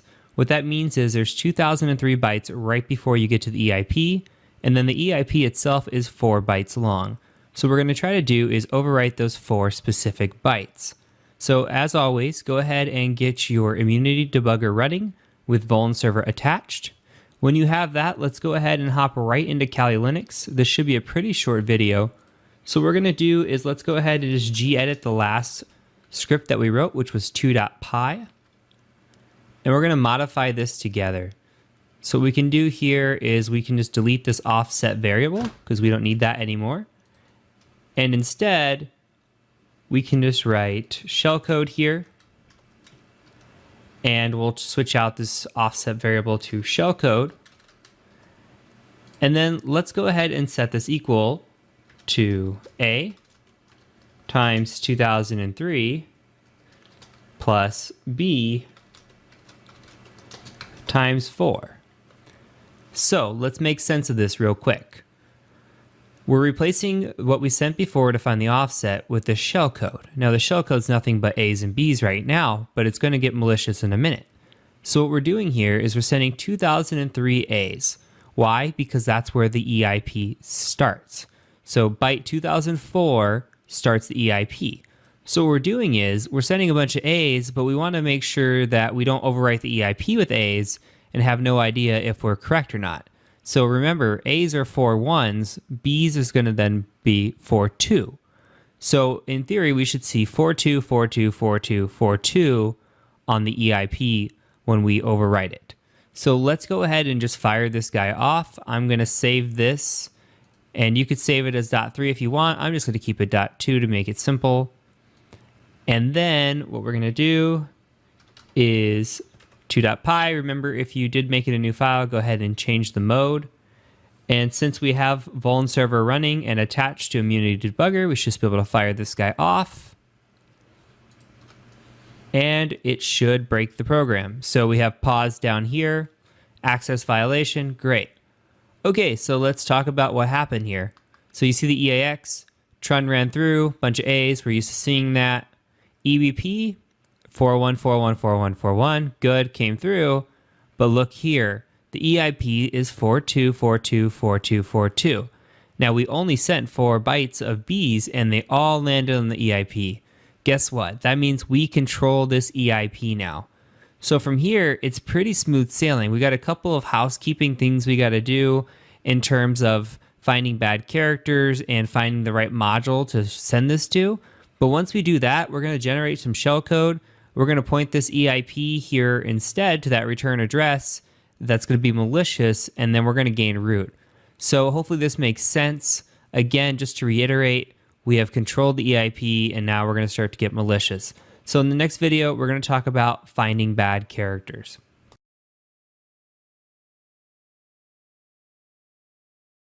Okay, so now we're going to talk about finding bad characters. When we talk about finding bad characters, we're talking about this in relation to generating shellcode. When we generate shellcode, we need to know what characters are good for the shellcode and what characters are bad for the shellcode. We can do that by running all the hex characters through our program and seeing if any of them act up. By default, the null byte x00 acts up. So we're going to take a look at what these look like and if any of these bad characters act up in our program. So let's go ahead and actually go out to Internet Explorer or Firefox in Kali. Okay, and in a small update to the course, the link I was going to have you go to, or I did have you go to, no longer exists. So my badge chars now looks a little bit different, But what we're going to do is we're going to go to the first one here, which is the Cytopia. It is actually a bad char generator. It's a tool. You're welcome to download it and set it up. Fairly easy to install with pip if you want. It shows you all the usages, pretty nice and neat. The cool thing, however, is we can just copy what's already here. So this is in your course resources. All I want you to do is right click, copy this, and then we're going to paste this into a script as the video resumes. But this is in your course resources. Check it out. Great little tool. Otherwise, let's go ahead and continue the video. And then what we're going to do is we're going to go ahead and just gedit the last Python script we worked on. For me, that was 2.py. It could be whatever you named your script. And if you recall, we had just overwritten the EIP with 4b. So we're just going to add on to that. So I'm just going to hit enter twice here and then hit paste. And remember we talked about the null byte, this x00 being bad. I'm going to go ahead and just delete that anyways. So we don't even have to run it through our program. So when we're talking about bad characters, what we do here is we run every single character in hex through it, right? So we got 1, 2, 3, 4, 5, 6, 7, 8, 9, 0A, 0B, 0C, etc., all the way to XFF down here. So some programs have characters, just let's make something up, for example, say X70. It may be some command that runs in the program that tells it to do something, right? So we don't want to use X70 in our generating of shellcode because then the shellcode's going to break if it uses this X70. So what we do is we parse all of these through the program and we see what looks funny. Basically, it's an eye test. So what we're going to do is we're going to go ahead and save this. Actually, we need to add one more thing. I apologize. We're going to add the bad chars here after the EIP, and then we're going to save this.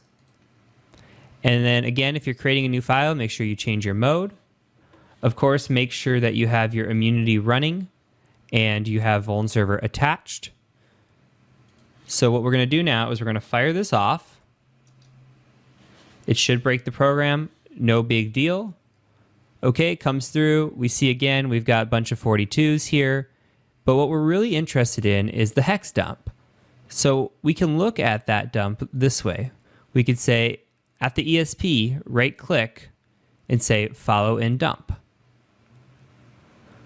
Okay, if you look here, let me try to make this bigger. If you want to make it bigger, you can actually go into the text or the appearance, I apologize, and you could say the font to OEM, I believe is the biggest.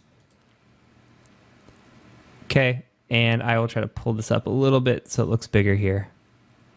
So what we're going to do then is we're going to look at this hex dump here.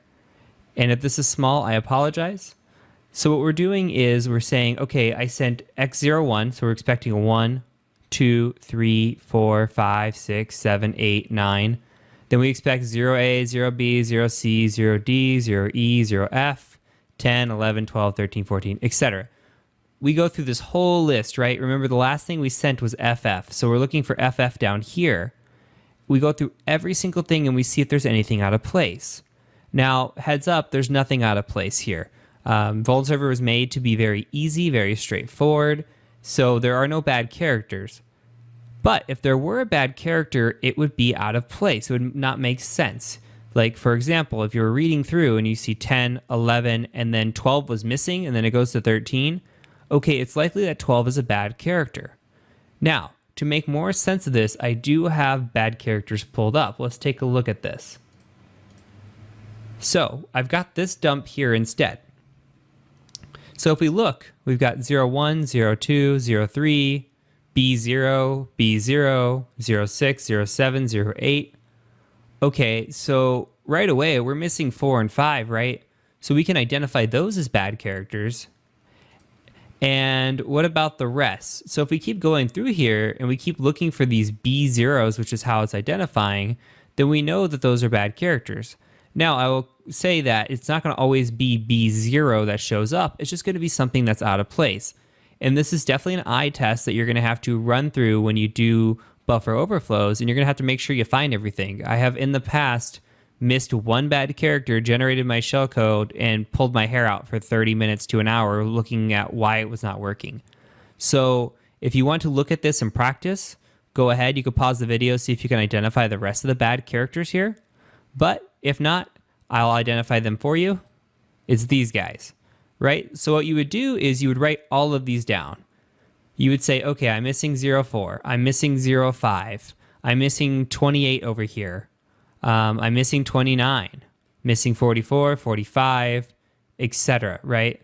So you want to make sure you notate all of these down, because when we generate shellcode in a couple of videos, you're going to have to remember all of these.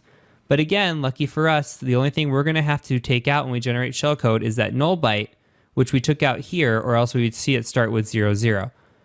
In a second small update to this video, I want to talk about the bad characters here. Now, when I first gave instruction and taught this, my understanding of bad characters was actually incorrect.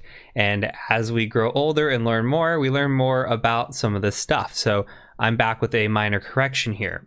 First of all, the B0 character itself, right here, is okay as a character.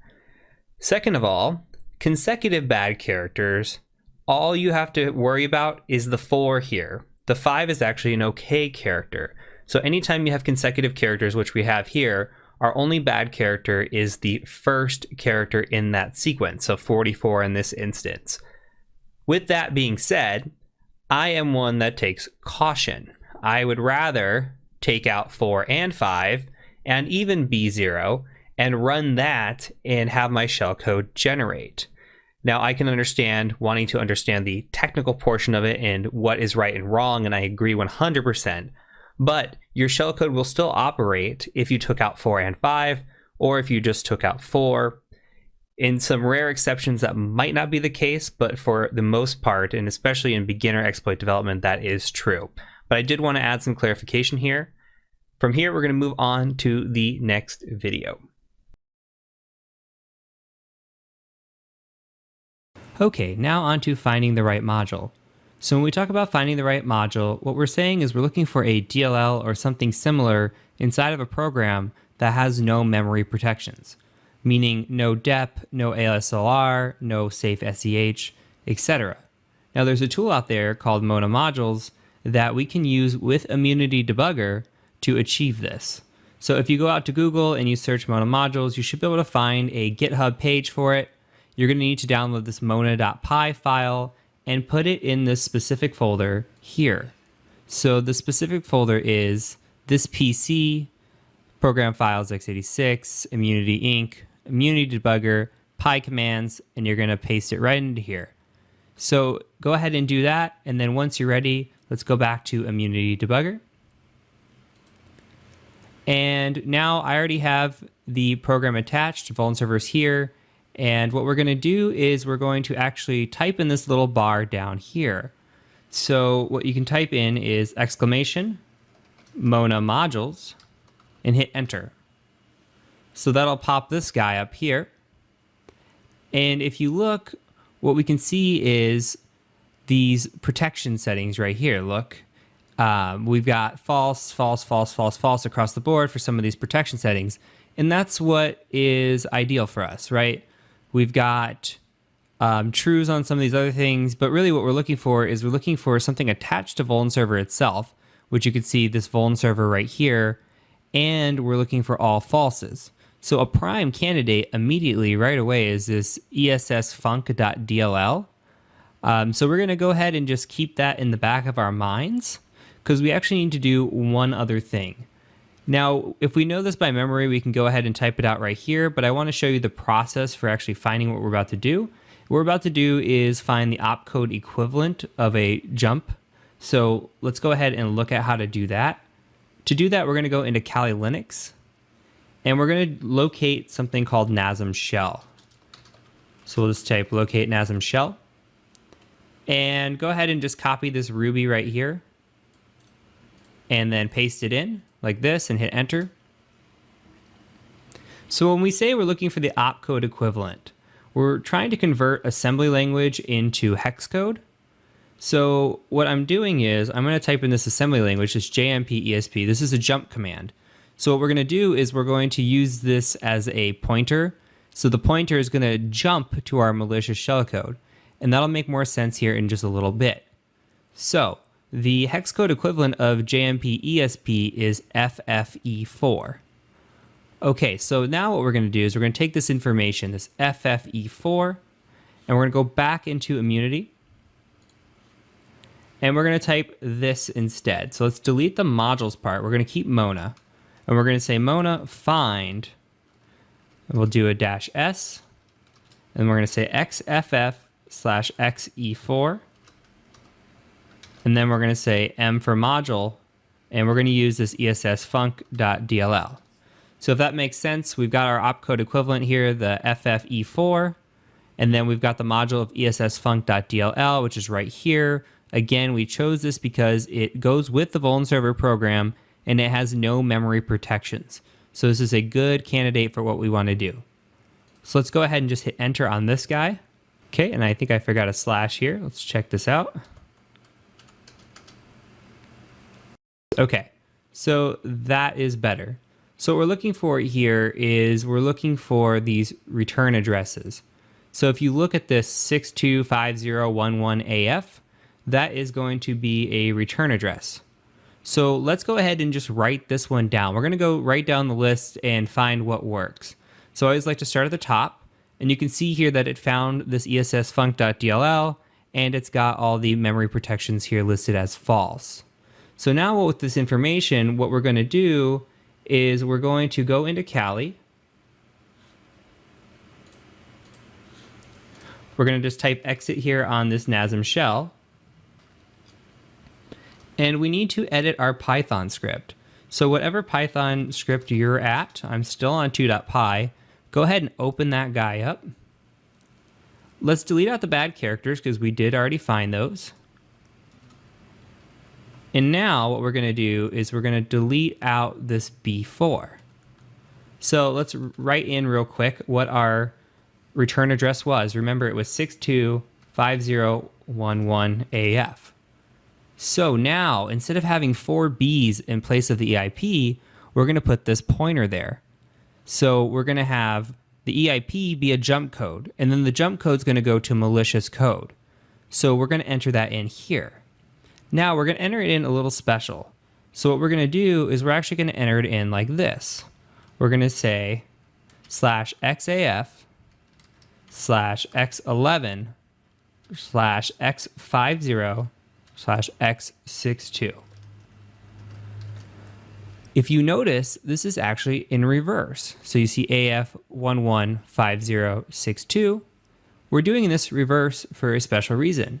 So when we're talking with x86 architecture, we're doing something called little endian format. So x86 architecture actually stores the low order byte at the lowest address and the high order byte at the highest address. So we actually have to put this in reverse order. So what this should do now is this should throw the same error before, but it's going to hit a jump point. So we can do something special in immunity to actually catch this. Let's go ahead and hit save on this script. And let's open up immunity again. So let's go ahead and minimize this. And let's maximize this guy again. Okay, so we're going to do something special here. So first what we're going to need to do is we're going to need to click on this little arrow here. It's kind of bluish black. And we're going to enter in this expression to follow, 625011AF. So remember, that's going to be our jump code. So if we hit OK, we should find this FFE4, this JMP ESP, right? And this is perfect. This is exactly what we want right here. So what we're going to do is we're going to hit F2. So F2 will turn it blue. And what we have just done is we've set a breakpoint. So we have the breakpoint running. What this means is we're going to overflow the buffer, but if we hit this specific spot, this jump code, it's not going to jump to further instruction. It's actually going to break the program and pause right here for further instruction from us. And that's all we want. We don't have anywhere to jump to right now, so it's not important. We just need to know that we are hitting this, we're overwriting the EIP in the exact spot we need to, and then we're going to be able to jump forward. So let's go ahead and hit play here. And then what we're going to do is we're going to go back into Kali and we're going to execute our script. So let's go ahead and do that. We'll say 2.py here. Run that. Oh, you know what I did? Apologize here. I never deleted the original code here. So if you caught that, good job. Okay, let's go ahead and try that now. Okay, so we ran it, and what happened? You see breakpoint at ESSFunc.625011AF happened. The program is now paused. We have hit our breakpoint. That means we control this EIP. Look at this, 625011AF.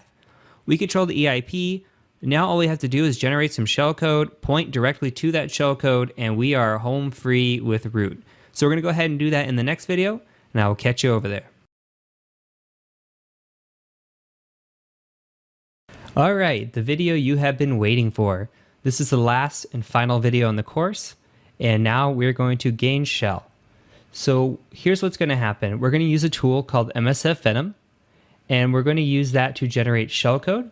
So I'm gonna go ahead and copy and paste the command over, and then we'll talk about what this command does. So we're running MSF Venom. It's brought to you by Metasploit, and we're gonna set a switch of P for payload. So we're going to set the payload for Windows because we're attacking a Windows machine, and we're going to do a shell reverse TCP. So we didn't declare x64 here, so we're going to assume x86, but we'll declare that later just in case. So when we have a reverse shell like this, what we're doing is we're having the victim connect back to us. So we need to provide our information. So by our information, I mean the Kali machine IP address, which is going to be our L host right here. And then we're going to also have a port we're going to be listening on. So that's going to be our L port, our listening port. And we're going to declare that as 4444. I'm setting an exit func equal to thread. All that does is make our exploit a little bit more stable. We have a -F for file type. We're going to export this into C. A -A for architecture, that's x86. And then a -B for bad characters. Here's where finding the bad characters becomes important. So we didn't have any besides the null byte, but it's always good to teach it and explain why it would be important later. So if we had any bad characters, this is where we would put them in. So let's go ahead and just hit enter here. And it'll take just a second to generate this shellcode. And once it does, we're going to copy and paste it into our Python script that we've been using. So we're going to grab this information here. We don't need the semicolon. And it's always good to take note of the payload size. So it's not going to matter too much for us, but if you do go into exploit development, payload size can be everything. It could be that you're working with a very limited space. Say you only have 200 bytes left, and a payload size of 351 is just not going to work because you're going to truncate it at 200. So always good to note the payload size, especially as you dive deeper into other projects, if you do go farther into exploit development. So let's go ahead now and open up our Python script we've been using. So I'm still on 2.py. And I'm going to declare a new variable here up at the top. We're just going to call this overflow. Set it equal to this. I'm going to add a parenthesis, hit enter, and then add a closing parenthesis like that. So what we're also going to do is we're going to come down here, and we're going to add in overflow, and then we're going to talk about this. So what we've got here is we've got the shellcode, right? So what's going to happen is we're going to submit the shellcode, and this variable shellcode here, we're going to say, okay, 2003 bytes, that gets us to the EIP. When we get to the EIP, we're going to hit this pointer address, right? This pointer address is just a jump address. So we're going to jump to this set of instructions that we provide. The set of instructions we're providing is this overflow here. So what we need to do before we submit this overflow is actually insert something else. And those are called NOPs. So it's going to look something like this. So it's called X90 like this. And we're just going to add 32 in. And so NOPs are padding, essentially. They stand for no operation. If you've ever heard of something called a NOP sled, that's kind of what it's referring to. So when we have something like this, what we're doing is we're just adding a little bit of pad space in between this jump command and this overflow shellcode, right? So in an instance, if we didn't have this, it's possible that our overflow wouldn't actually work. We wouldn't get command execution on the computer because something interfered here. So we just like to add a little bit of padding in between these two, and that makes it a little bit more safe. Again, if you have a limited space, say we go back to the 200 byte example, you might really need a little bit of padding, like 8 bytes, 16 bytes. You have to play around with it and figure it out. So a lot of exploit development is just messing around with the exploit until something works. So we're going to go ahead and just save this now. Okay, and then on another tab over here, what we're going to do is I'm going to set up netcat to listen. So it's going to be NVLP like this. And then I'm going to put the port to all fours because that's what we declared in our shellcode generation. Okay, lastly, what we need to do is we need to run Vuln server as administrator. We don't have to have it in immunity this time. All we have to do is just make sure it's running. And then we're going to fire off this guy. So we're going to say 2.py, hit enter, check this over here, and look at that, we've got a shell. So now we are on this computer. We could say, who am I? Okay, it's Heath. Heath is me. That's the administrator. Perfect. We are good to go. So we have gone from fuzzying a program, spiking a program, not knowing anything about the program, finding the vulnerable trun command. We used that to fuzz it. We found and controlled the EIP. We found some bad characters. We found the right module, generated some shellcode, and now here we are at root. So hopefully this has been easy for you. My recommendation is to go through and make notes again, try to understand the theory behind what's happening, and also try to understand everything that's going on. This is as basic and simple as overflow can get. Of course, there are memory protections. It's not generally this easy. This is just meant to teach people how buffer overflows work. Hello, everyone. So this is a update to the course. It is 2021 and Python 2 is now very much deprecated. So I showed you some tips and tricks and techniques to run Python 2, and it really was all manual method for utilizing Immunity Debugger. And I think the manual method's good so you understand why you're doing what you're doing and how you can go through it. Now I'm going to show you some automated steps that we can use using Mona, and I'm going to show you how to build out our script in Python 3. Now I'm going to semi-speed run through this because you should have most of this already. So I'm going to walk through and talk what is different in Python 3 and what you see and what might look a little bit different. Okay, so the first thing that we're going to do is we're looking at our initial fuzzing script here. And you can see I'm calling out up here user bin python 3 as opposed to our user bin python that we initially called. And we're coming through and everything holds true for the most part, except when you come down, we have a couple of differences. So I am putting in a payload of this trun command, right? And we have the buffer that we're sending through. This should look familiar. This is what we did, except we did this in the send command here. All we're doing now is we are encoding this. Now, this might run on its own, although we've seen some issues with Python 3, especially without encoding it, where this will not run. So now we're doing byte encoding, and I'll show you what that looks like here in just a minute when we get to our last script, what it looks like kind of manually, and how you can get this to execute. But for here, we're doing byte encoding, and this is allowing this to send. It's a feature of Python 3. We have to declare what we're sending over in the data. So we're sending over these bytes. Okay, so very, very small differences here. The declaration of Python 3 at the top. Everything else holds true, except we're adding this payload command and we're using a .encode to send this over. Other than that, the print command down here, you'll notice prints now have parentheses. Python 3 feature. We don't just do print and then you're used to seeing just the quotes. Python 3 now, you have to utilize the parentheses around a print. So we're doing that. Okay, so simple, straightforward on this script. If you need it, go ahead, pause on any of these and copy it down if you want to try this out. I'm going to move on to the second part here. So when we're trying to find the offset, same exact thing. Notice all I did was delete the buffer. This looks exactly like the second script that we ran in the initial videos, right? But this time, all I'm doing is removing that while loop, bringing this over. This is identical to the script we created. And again, the print command is now in parentheses. There's offsets here and it's just encoded. Nothing different. We generate this the same exact way. And then we find the offset in the same exact way using our tool set. Okay, so we generate this, go in there, see the offset. The offset will be exactly the same. We'll find that it's 2003. And we'll move on to our next script where we try to control the EIP. So again, Make sure you're using Python 3 at the top. Just small minor changes here. So now with Python 3 at the top again, our third script, we're going to go ahead and take this, make it into shellcode. This should look no different again. And now we're just going to replace that with the shellcode variable. Same thing. This is even identical. These last two scripts here, purely identical. All we have to do is change offset into shellcode now that we have found that the offset's at 2003.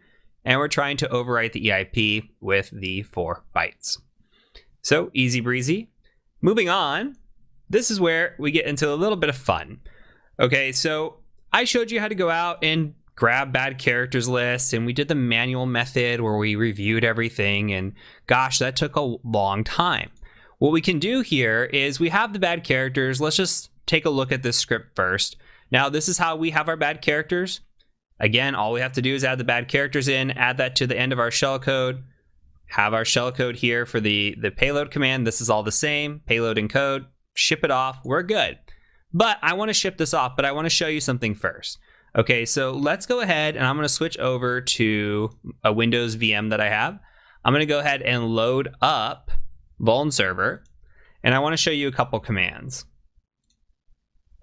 So the first command, we're going to use Mona here, and we're going to set a configuration working folder. So what I've done is I've gone in here, and if I went to my C drive and I just created a folder called Mona right here.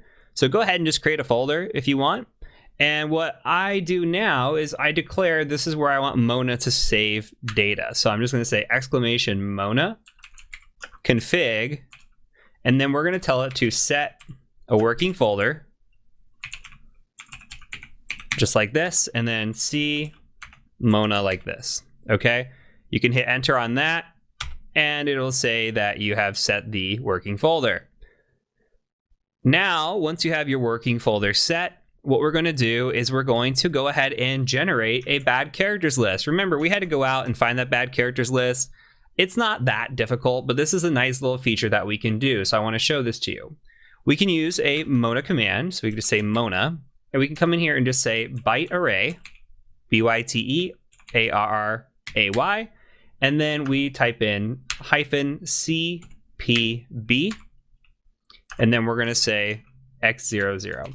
So what we're doing here is we're generating a payload list for us, and we're saying go ahead and strip out the x00. We don't need that. You could, in theory, just delete this and just run Mona byte array, but here this is fine because it'll take out the 00 for us. We don't need it.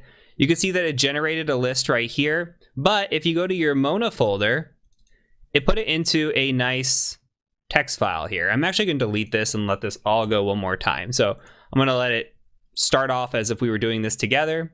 Okay, so this text file here, this byte array, you come in here and look, it's got the byte array generated for you. You can literally just copy and paste this into your shellcode. You don't have to go out and do anything. This will generate it for you. So if you had bad characters you wanted to strip off, say like a 01, 02, it would take that and automatically do that for you. Very nice little feature. It also creates this bin file. Okay, so it knows the characters it's going to be comparing against and looking for. So once we go and we run this, I'm going to go ahead and click the C up here. That's going to bring us back to our normal view. I'm going to go ahead and hit play up here. I'm going to let the program run, and then what I want to do on my side is, and you can run your Python 2 script if you don't have a Python 3 put together yet, but what I'm going to do is I'm going to run this for.py. I'm going to run the bad characters like we would before. So I'm just going to run Python 3 for.py. I'm going to send that off, and hopefully we should have an error over here. We do. We've paused. You can see we got the access violation. We overwrote with the 4.2s. That's pretty common. This right here is where we would right click and we would say follow and dump, and we go manually review everything. Oh, that's terrible. Instead of doing that, why can't we just use Mona? Well, we actually can. So that's exactly what we're going to do. So here we're going to say Mona. I'm going to delete some of this, and we're just going to type in compare, Mona compare, and we give a -f for the file location. And so we're just going to say C Mona, and then we're going to compare this bin file that it generated, byte array.bin. So it generated this byte array bin file right here. It's going to compare that, and it's going to look at the address we give it. So we want to give it the address of the ESP sitting here. So we have, in the ESP, we have 010A F9 C8. And this changes. Your ESP value might be different. That's fine. So just enter in whatever you see in your ESP. And I'm going to go ahead here and I'm going to just hit enter on this. And it's going to look for any bad characters. And it says here that the bad character results are 00 and 80. Now, when we manually reviewed this, we didn't see 80 as being a bad character. It says possible bad characters 80. If you see this and you want to generate your shellcode without 00 and without 80, that'd be perfectly fine. You don't have to go through and utilize 80. It will generate shellcode without it, and just to be safe. Okay, but here, I don't say it's false positive. It's just detecting a possible bad character. So you would take this list here and just go ahead and generate your shellcode based on that. So again, fairly straightforward. Now, next step. Remember, we had to find the jump address. We had to find our return address. And we went and we found the XFF, XE4, and we had to do that in more of a convoluted way using Kali Linux. We don't have to do that here. We can actually utilize a Mona command as well to do all this. So I'm just going to make this clean again. And let's actually just go ahead and open up a new immunity debugger, and we'll just go ahead and load and attach Vuln server again so that we have a clean instance. We can let this run. And remember, when we were searching for our essfunc.dll, we tried to find the right module. When we came in here and we said, hey, Mona modules, and we looked and we saw the essfunc.dll and we said, hey, that's good. And we went and found the XFF XE4. Well, we can kind of bypass a step here. Let's say that we identified a module like we did. Now all we have to do is we can just say, hey, I want to find the jump address for ESP. Okay, and then we just say, I want to find that for essfunc.dll. And we're going to do that. And we should find a return address when we run that. So it'll bring you to the screen. All you have to do is minimize this. And if you come into here, you'll see that we ran the command. And we have the same results as we did before. So we don't have to go through that whole process of finding the XFF XE4. This will do it for us. And you can see the 625011AF. That is identical to what we had before. So we found the exact same thing. Okay, I'm going to close this out. And I don't think we're going to need this anymore. So I'm going to go back to our Linux and I want to look at the last script that we run. Okay, so this is where things get a tad bit different, and I wanted to show you the manual byte encoding here. Sometimes the payload encode does not work the proper way we want it to. I was running into issues with this, running this script. So the other thing that we can do is manually byte encode this. And so what I've done is I've generated our payload. This is the same thing as running MSF Venom, ran through this, got our reverse shell ready, and I've just put B's in front of every single line. This is telling it we're going to byte encode this. Okay, and come down here, look at the shell code. There's a B in front of the A, there's a B in front of the return address, there's a B in front of the NOP, or the no operation, and then we've got the overflow, which is already byte encoded here. We're going to send that over, same thing. This time we're going to just say payload, put a B in front of the trun command, and then we're going to send over payload without the encoding, and hopefully everything will work just fine. I'm going to go ahead and execute this script here. So I'm going to open up a new tab, and I'm just going to set a listener on all fours, and then I'm going to just open Vuln server here on its own,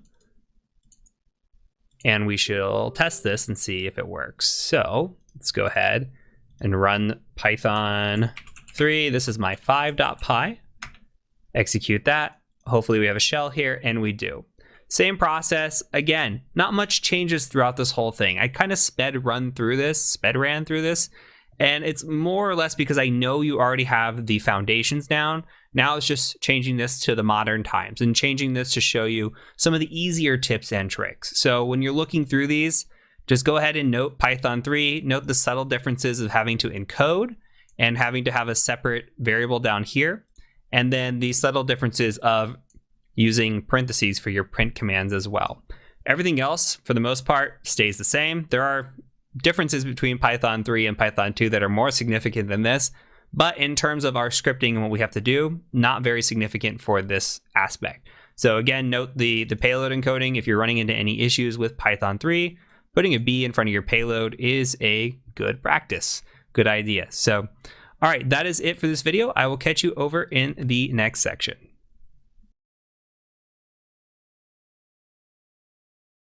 Welcome to the course capstone. This is the 2021 edition of the course capstone, and we'll get into